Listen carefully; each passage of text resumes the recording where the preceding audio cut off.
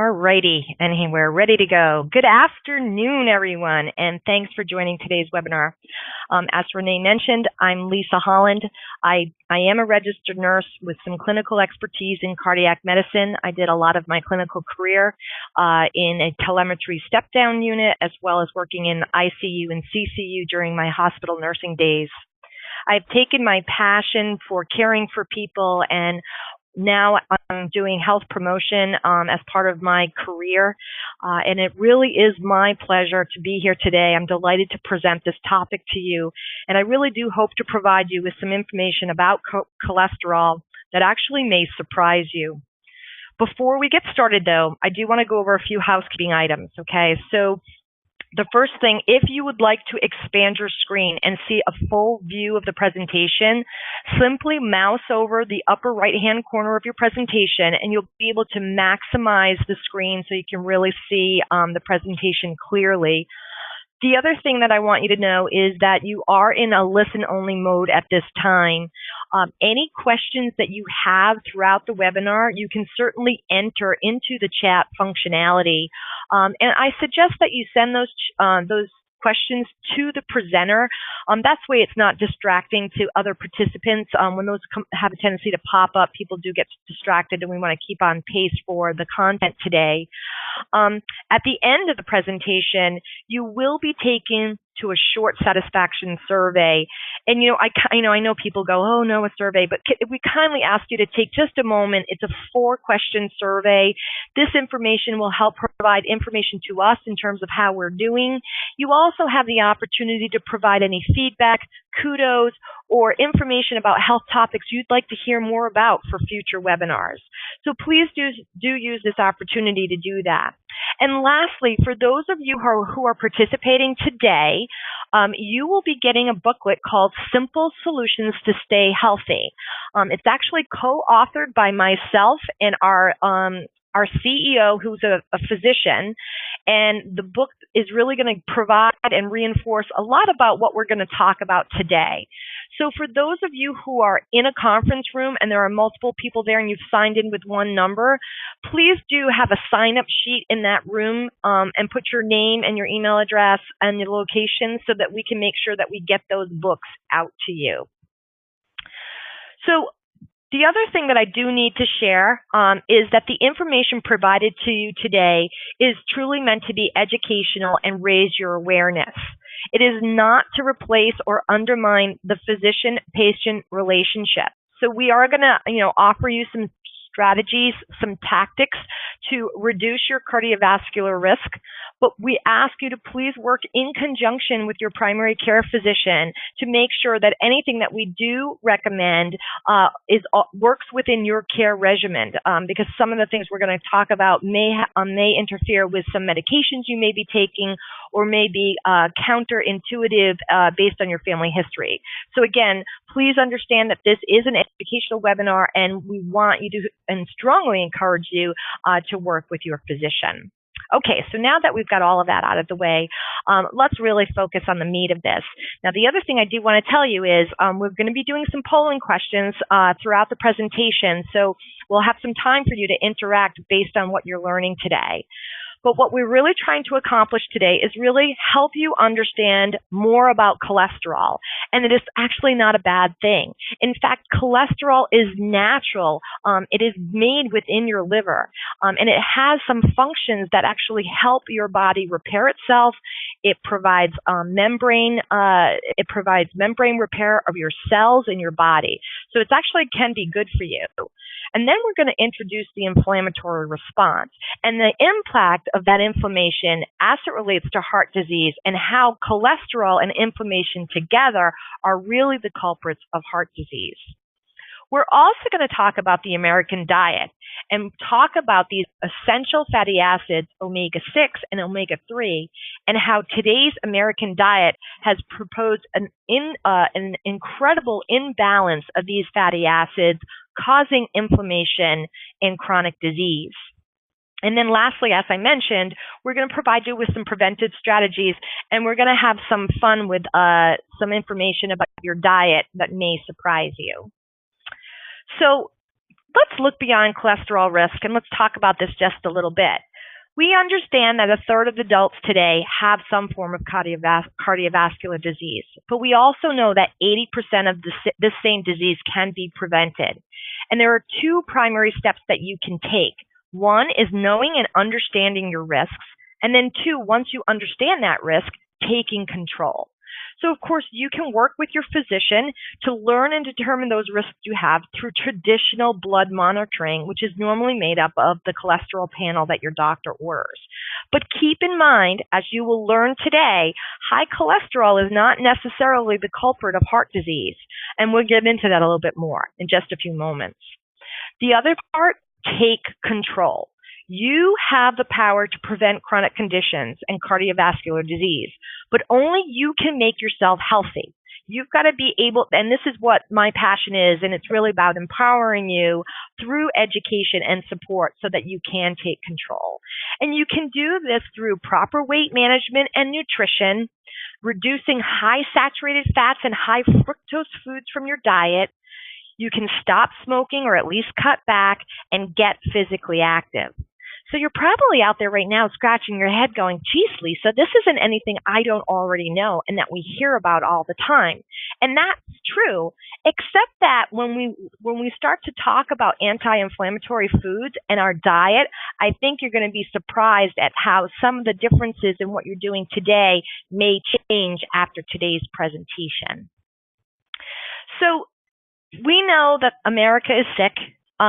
We know that we are looking at cholesterol as part of the culprit of heart disease, and it's truly and traditionally measured by LDL, lipoprotein, which is that bad cholesterol, and then high-density lipoprotein, which is the good cholesterol.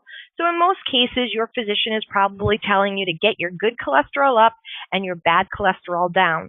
And not that this is wrong, but what we're learning today is that inflammation is really part of what's going on in heart disease, because 50% of heart attacks and strokes occur in people with normal cholesterol. That's right, you heard me.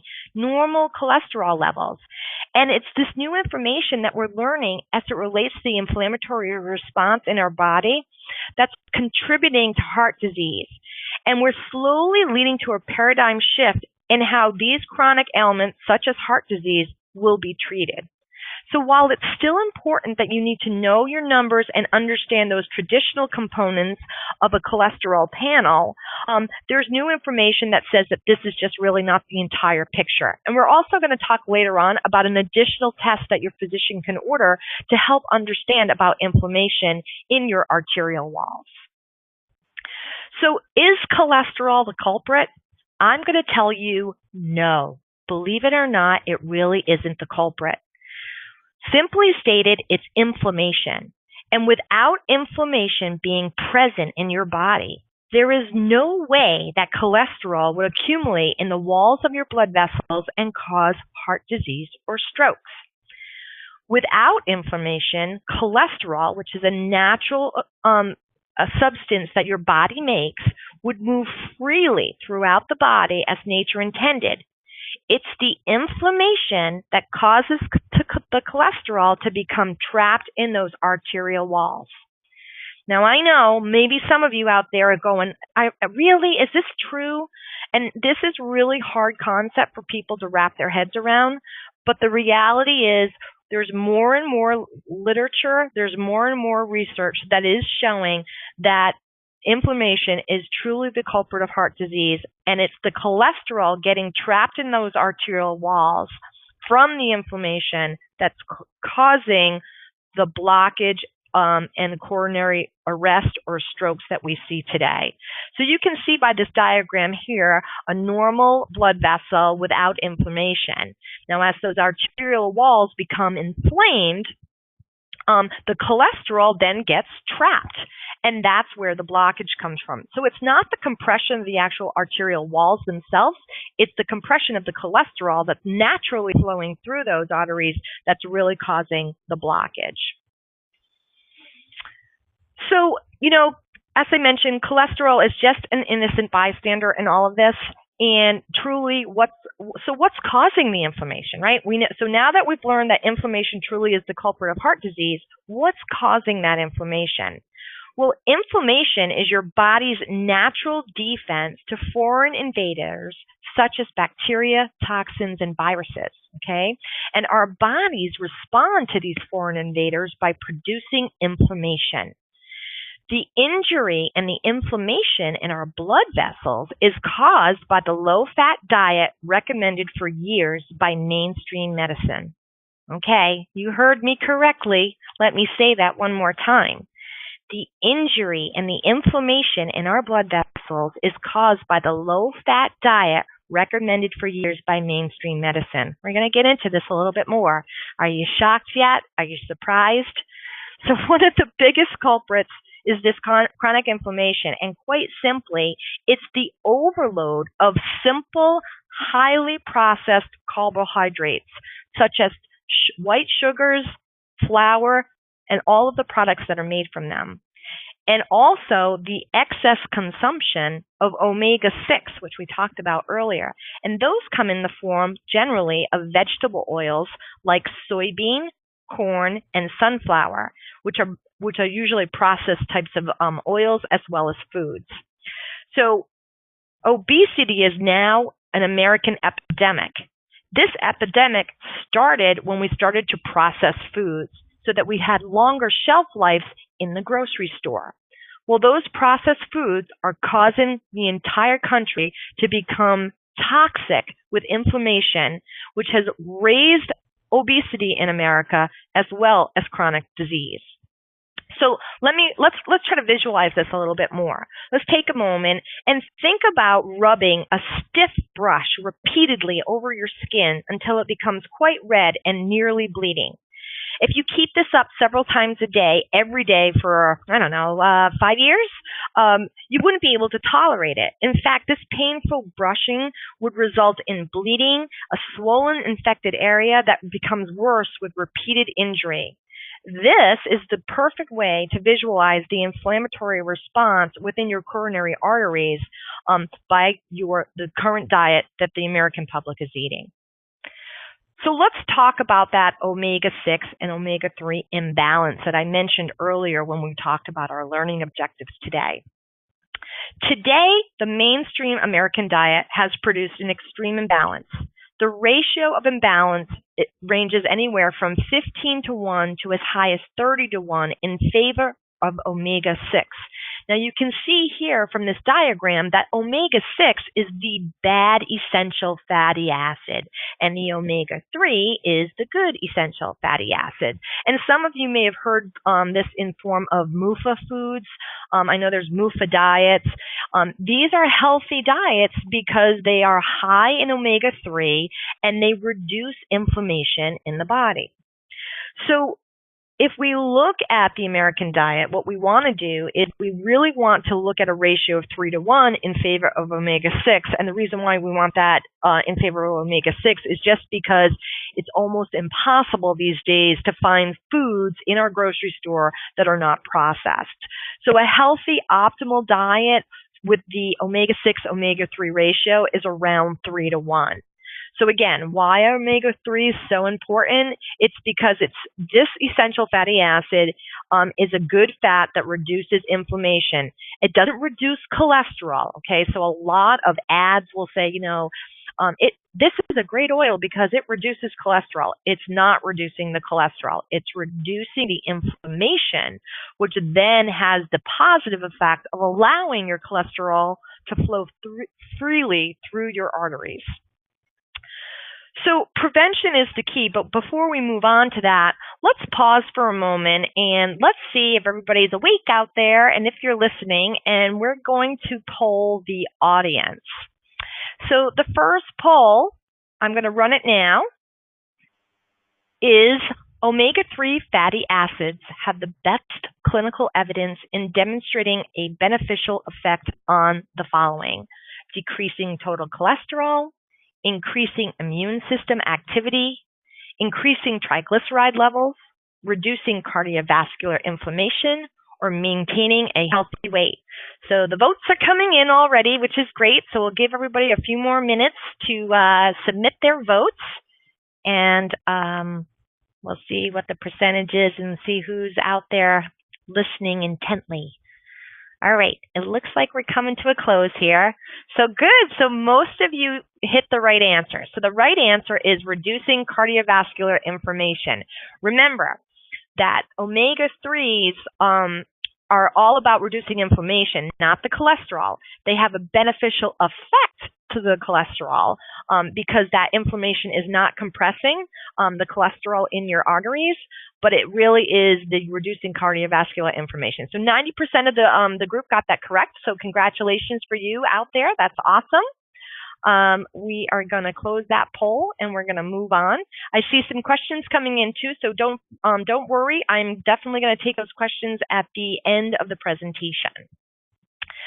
So let's talk about prevention. So now we know that cholesterol is not the culprit. We know that the inflammatory response happens, and we also are learning that it's the inflammatory the inflammation within our artery walls comes from our diet. So what can we do to prevent inflammation? And basically, it's eating much healthier and really paying attention to the kinds of foods that we're eating. So top of mind and rule of thumb, the first thing that you want to do is to avoid highly processed carbohydrates.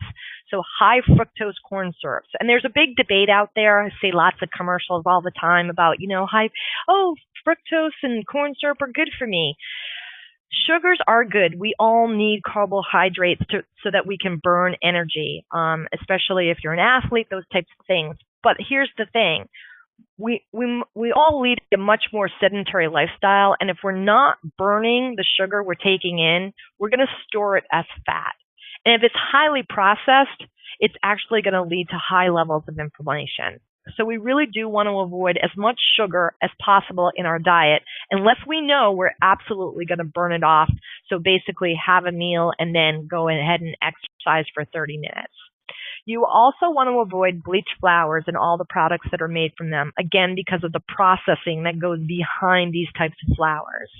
And of course, the excess consumption of omega-6 oils, such as vegetable oil, soybean, corn, and sunflower. Now, I get a lot of questions around the omega-6 oils. So the key optimal oils that you want to use in your diet are pure vineyard olive oils and canola oils. And I'm going to talk a little bit more about shopping for a healthy pantry after I talk about adopting the clean eating. So overall, what you want to do is adopt clean eating habits. And I'm sure a lot of you have heard about clean eating. It seems to be the new buzzword. I'm a proponent of the buzzword since it does promote anti-inflammatory eating. So basically, it's defined as eating those foods that are as close to their natural state as possible, including vegetables and less packaged or prepackaged foods. And then, of course, lastly, limit fresh fruit. Now, this one's usually a shocker for a lot of people because people are like, well, fruit's healthy. I eat a ton of fruit. But interestingly enough, fruit actually has natural fructose in it. And if you eat the wrong fruits in high quantities, you will actually cause inflammation in your diet. So when you first begin your journey for an anti-inflammatory diet, I'm not going to lie to you, it's not all that easy. You actually have to read food labels to really understand what you're putting in your mouth and what you're bringing into your pantry. I can tell you that I transformed my diet over a year ago to the inflammatory response diet. And the first couple of times I went to the grocery store, everybody hold on to your seat. It took me 3 hours to get out of there. It was painful, but it was totally worth it because I feel fantastic. And I'm in this business. I'm in health promotion. I started learning about anti-inflammatory a couple of years ago. And I can tell you it has made a huge difference in how I feel. I'm not tired. I don't have joint pain, which I did for quite some time. I was eating Advil like it was candy. So what did I have to do? I had to read the food labels. Now, food labels are set up in a very unique way. And one of the key things that you can do that's a quick read and you don't have to worry about portion control and grams of fat and all this kind of stuff is actually read the ingredients. Ingredients are listed with the highest quantity at the beginning and the least quantity at the end. So if you're reading a food label and it happens to say the first ingredient is soybean oil, you want to put that back on the shelf because it's highly inflammatory. You're looking for foods that have soybean oil way down on the bottom of the list. And you can find these foods out there. It takes some time, but once you convert your pantry to the right foods with the right makeup of omega-3s and omega-6, it then becomes easy. So now I'm in and out of the grocery store like I used to be, but those first couple of times really can be painful. I will also tell you, if you are eating healthy, you don't need to change your diet. You just need to change brands mostly. And that's what I found when I went to switch to my anti-inflammatory diet. I actually changed brands. The brands that I were selecting, which are brands that are on television, are really highly processed. I was amazed at how much I was, pretty much killing myself. And so basically for me, it was just more of a brand change and understanding and recognizing which brands I need to find. The cool thing is, or at least for me, and hopefully you'll have the same experience, is because the anti-inflammatory diet is just catching on, a lot of the brands that I need now that have the anti-inflammatory factor they're highly stocked on the shelf. So they're totally available to you. So you don't have to go to a health food store. You don't have to pay extra money. You can find these anti-inflammatory foods as long as you're reading that food label. So I think enough on that. One of the pieces of resources that we'll be giving you at the end of the webinar is Dr. Wheel's anti-inflammatory food pyramid. And you can see right away that this is a very, very different food pyramid than the traditional food pyramid that the government puts out. So, according to Dr. Wheel, this diet can really help counteract the chronic inflammation and that is the root cause for many of the chronic conditions we see today, including heart disease. But as I mentioned just a few minutes ago, if you're somebody with chronic back pain, rheumatoid arthritis, a lot of these conditions are actually caused by the inflammatory response in your diet. So you can actually prevent and almost reverse some of these conditions by adopting an anti-inflammatory diet and a lifestyle. So we'll be giving this particular resource to you at the end of today's presentation. Okay, so rule of thumb. I love this slide. If your food can go bad for you, if your food can go bad, it's good for you. And if it can't go bad, it's bad for you. So why? Because it's processed food, and if it's highly processed, it's going to cause inflammation. So there's no escaping the fact that the more we consume prepared and processed foods, the more we trip the inflammation switch little by little each day. The human body just cannot process, nor was it designed to consume foods that are packaged and loaded with sugar and soaked in omega-6 oils. So the only answer to quieting inflammation is returning to foods that are closer to their natural state. To build muscle, you want to eat more protein. Choose carbohydrates that are very complex, such as colorful fruits and vegetables. And so, if you lead a sedentary lifestyle, portion control is really a part of this anti-inflammatory response as well. If you're an athlete, you want to make sure you're consuming enough protein as well as the carbohydrates you need, but making sure that you burn those if you are eating those in larger quantities.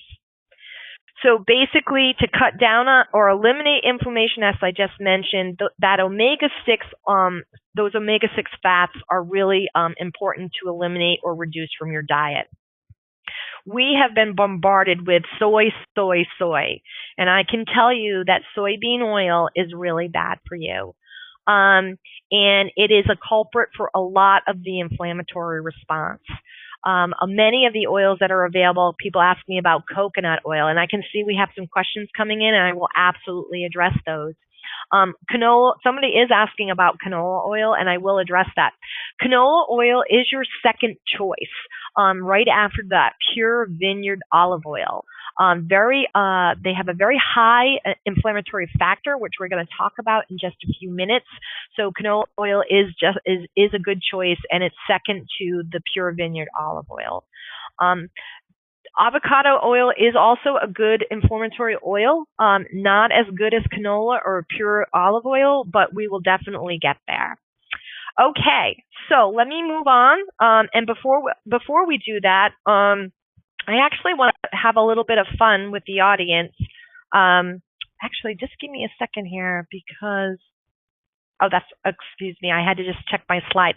So let's talk about a couple of strategies before we do a little bit of a poll with some food. So cardiovascular health and fish oil. So a lot of doctors will prescribe the Mediterranean diet. Why? Because it usually is low in omega-6 and high in omega-3. Another common prescription by today's mainstream medicine is also fish oil. Very common, easy to get to, and has a positive anti-inflammatory effect on your coronary artery conditions.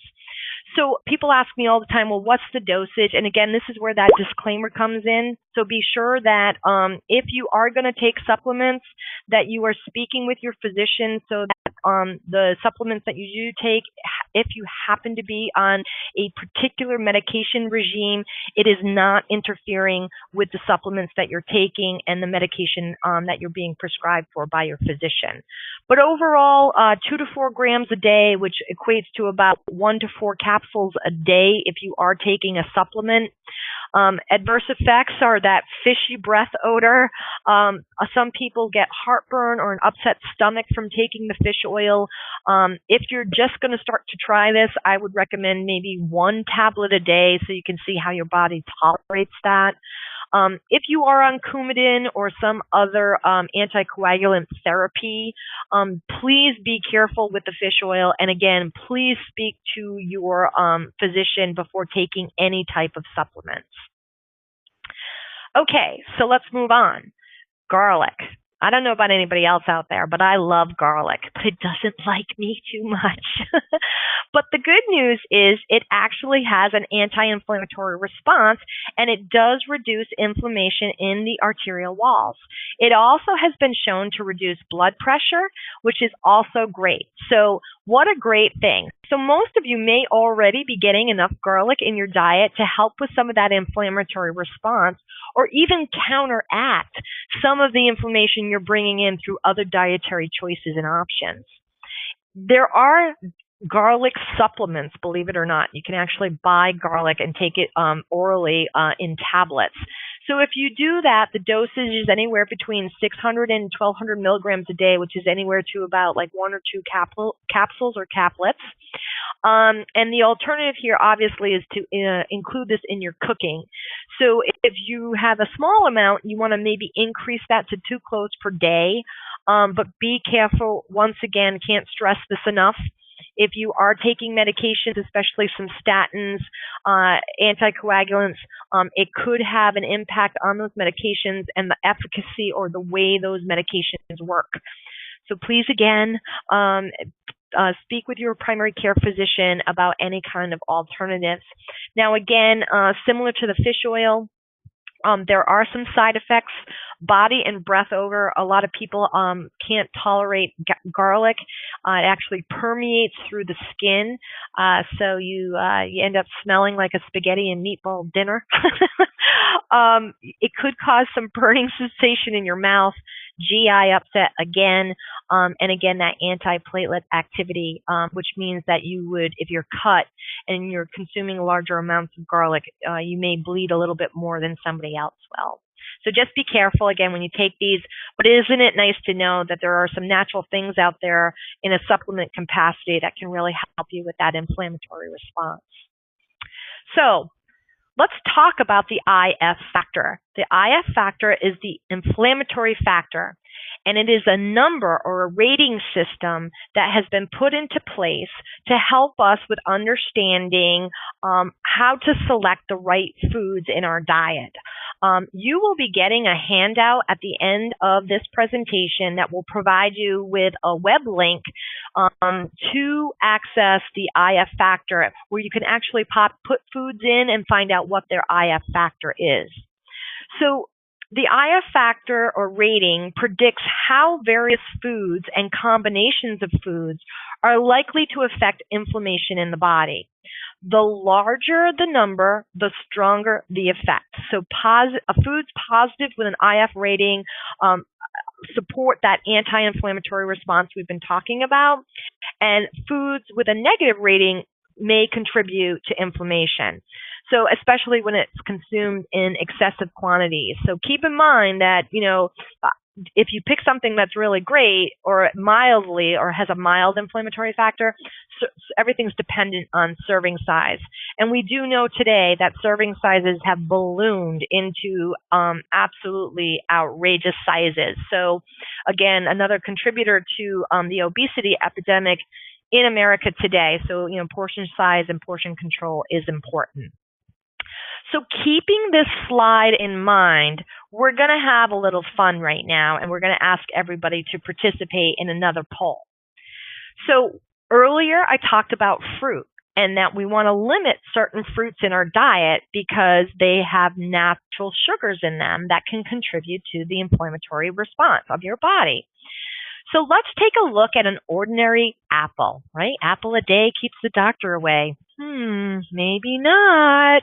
And now let's look at a banana. So of these two wonderful fruits, let's take a little poll. And I am going to ask everybody to vote.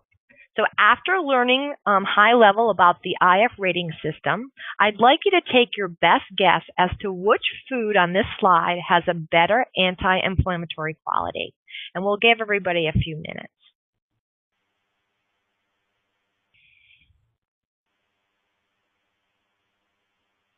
Wow. Okay, so is everybody ready?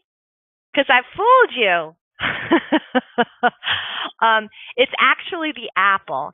In fact, both of these fruits have a negative inflammatory rating, but an apple is a mild inflammatory. So an apple has an IF rating of -9, and a banana has an IF rating of -38. So you can see that they are definitely negative numbers because, to the point I was trying to make, fruits contain natural amounts of fructose, which are inflammatory factors. So again, you got to keep that fruit in moderation, pick the right fruits, and when you go out to the website that we're going to share with you with the resources, you'll be able to put in all of the different types of fruits that you have, so you can really see what their IF rating is. One of the rules of thumb that I like to always say is berries are best. They are they're a highly anti-inflammatory factor, and they're also a good antioxidant, so they help fight cancers. So those are always a great choice when we're relating to the inflammatory response. Okay, so let's do another poll. We've got a nice, beautiful bowl of mashed potatoes. Yum, yum, my favorite. And then we have broccoli. You could also have steamed broccoli as well. So same question. We're going to poll the audience again, and we're going to ask you to select between the mashed potato and the broccoli in terms of your best guess as to which food has the better anti-inflammatory quality. So we'll give everybody a few minutes here because I tricked you last time, so put a little thought behind this.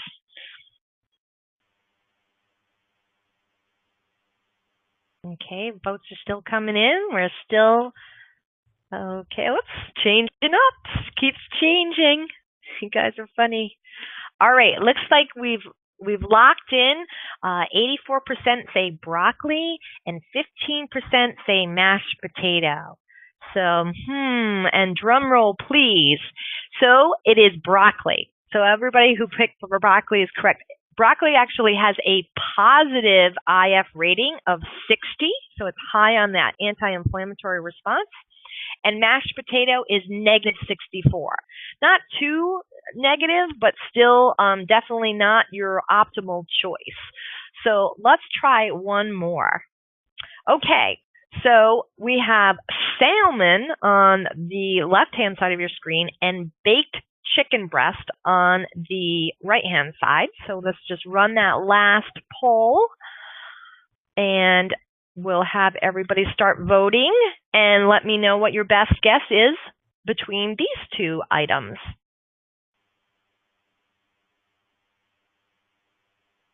And the votes are still coming in. And it looks like we're locking down. Congratulations, 100% of the audience picked the salmon. Kind of coincides with the fish oil. Good response to everybody. So that's great job, everybody. So hopefully that was a little fun for you, really helped you out. Now remember, the salmon has a positive 200 IF rating, and the baked chicken breast has a negative 25. Now I don't want everybody to panic out there and say, oh my God, I can never eat chicken again. Of course you can eat chicken, but just realize that you want to make sure that you have a variety in your diet. You're including fish in your diet at least 2 to 3 times a week. And then the other days you're swapping that out with a protein. And I can also tell you that lean meat is really good for you. It's okay to have a nice piece of lean red meat. You need that for iron. You need that for bone. So don't hesitate to buy a nice lean piece of meat to include in your diet. And you can always pop that into the anti-inflammatory factor as well. So let's move on. We're coming to a close here and getting close to the question and answer period.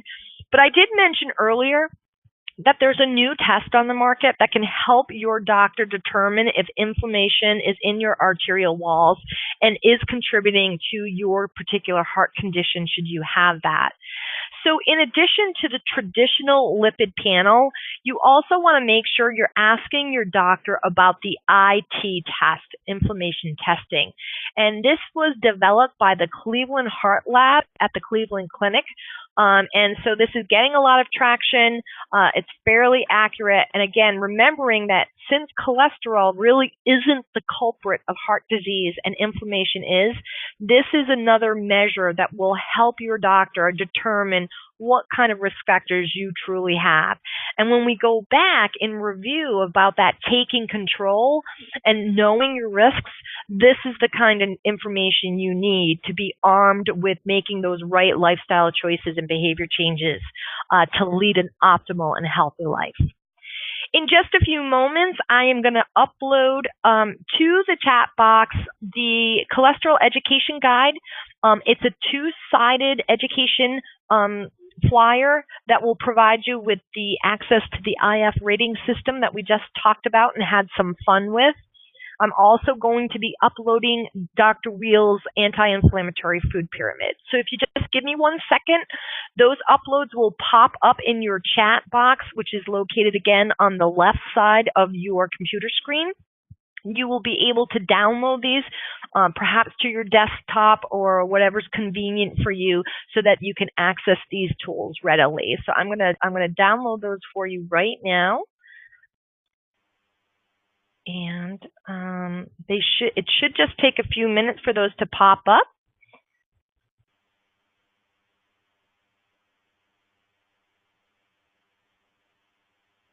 And you should be able to have both of those right now. So you can go ahead and download those at any time. So that concludes the content portion of today's presentation. I'm hoping that many of you out there would learn something new today and are able to take this information and transform your life and your diet into something that will lead to optimal health and well-being. I do want to take some questions. We have a few of them. So the first question is, does this not just mask the symptoms? And I'm not sure who presented this particular question. If you could provide a little bit more clarity in terms of does this just not mask the symptoms? I'm assuming that you sent this in during one of the slide components. I'm happy to clarify, just trying to understand what you're asking. Let me get to another question while we're waiting for that one. Is butter made with plant oils better than traditional dairy butter-based butter? That's a great question. And so what I need to tell you is it's actually really dependent on the amount of omega-3, which is the good fatty essential fat, and the omega-6, which is the polyunsaturated fats, and the ratio within the butter. So you need to be aware that some of the processing of the plant foods and the plant-based foods will have an impact on the nutritional value of the butter. So depending on how the butter is made and manufactured really is going to impact the omega-3 to omega-6 ratio. So again, we talked about this at length, but it's all about reading the food labels, including your butter. So great question. Thanks for that. I'm just looking for some clarification on that other answer, but I don't see that yet. Okay, here's another question.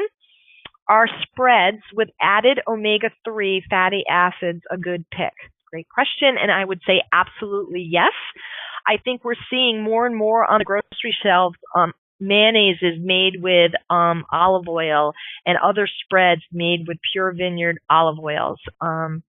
So yes, absolutely, omega-3 fatty acid spreads are great. Remember that this is the good fatty acid that you want to include in your diet, and that has a high anti-inflammatory factor. Okay, we've got one more question. If you are using a fish oil source for omega-3, is it better to get fish-based or krill-based? That's a great question. So thanks for whoever submitted that. And I will tell you that it's fish-based. And just like the choose this, not that slides that we just showed, it's not that the krill is not good for you. It just has a lower inflammatory factor rating than the fish oil based. So that's really the only difference. Both are good sources of omega-3. It's just the IF rating that makes the fish oil based a little bit better. So that concludes, it looks like, all of the questions. I'm happy to take other questions. If you want to email those to Renee, if anybody had questions that they didn't feel like they wanted to share today, and you'd still like to have those answered, more than happy to take those and provide you with some answers. So if you wanted to send those in to Renee, we're more than happy to do that. And again, for those people who are in a call center or are in a group room, please make sure that you have a little participation sheet with your first, last name, and your location so that we can send you the Simple Solutions to Staying Healthy book as a gift to you for your participation in today's webinar. With that said, I'm going to stop the recording and thank you all very much for